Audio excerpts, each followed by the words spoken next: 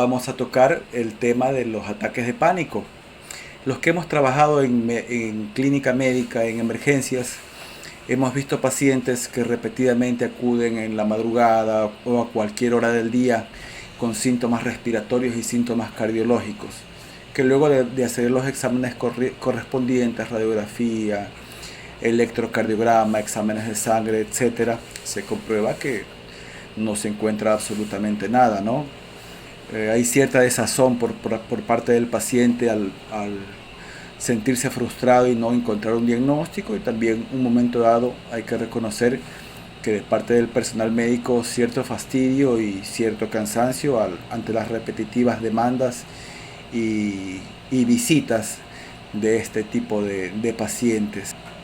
Ahí comienza una especie de un pasar de mano en mano del paciente con diferentes tipos de médicos. El paciente va al cardiólogo, va al neurólogo,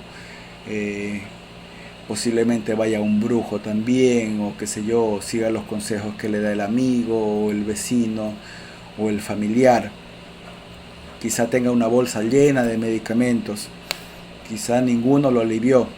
Quizá finalmente vaya a un psicólogo, a un psiquiatra. Quizá ahí cuando va a psicólogo o psiquiatra, generalmente el paciente encuentra quizá una solución a sus problemas. Es importante obviamente descartar primero una patología orgánica, ¿no? Es importante que el paciente se realice todos los exámenes correspondientes para descartar una situación médica que puede llevar a síntomas similares a una crisis de pánico. ¿Qué síntomas tiene la crisis de pánico? Bueno, para tener un diagnóstico de crisis de pánico, por lo menos se exigen 4 síntomas del sinnúmero de síntomas que voy a enumerar. Tenemos, por ejemplo, no presión de pecho, palpitaciones, falta de aire, sudoración excesiva, frialdad en las manos, hormigueos, o lo que llamamos también parestesias, ¿no? Adormecimiento, dolor de cabeza, visión borrosa, sensación de desvanecimiento,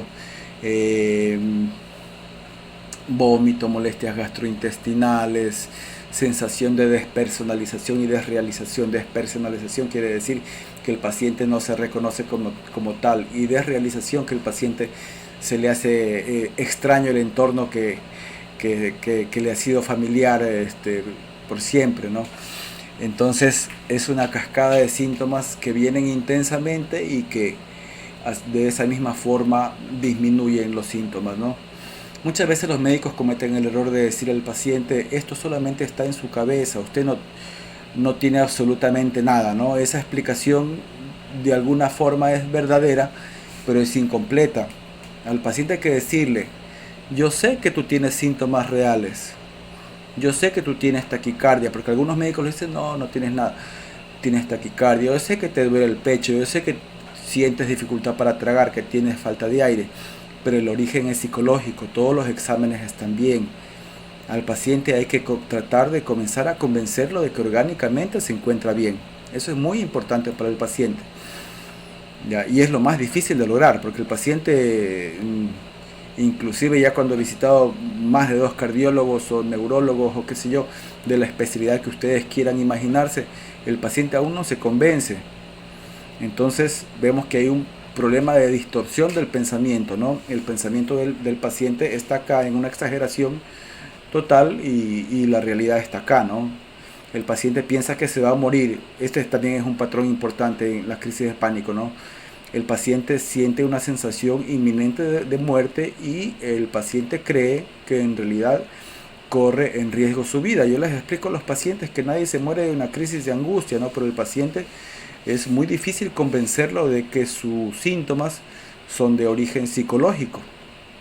Ya, ese es el principal trabajo. Una vez que el paciente acepta que los síntomas son psicológicos, el tratamiento se hace un poco más fácil. ¿Por qué? Porque el paciente cuando comienza a presentar síntomas es como que, bueno, dice, bueno, es parte de lo mismo, el médico me explicó, es una crisis de pánico, y esa misma retroalimentación de que no está pasando nada grave, como que sí tiene tendencia a calmar los síntomas. Al contrario es cuando el paciente alimenta el miedo.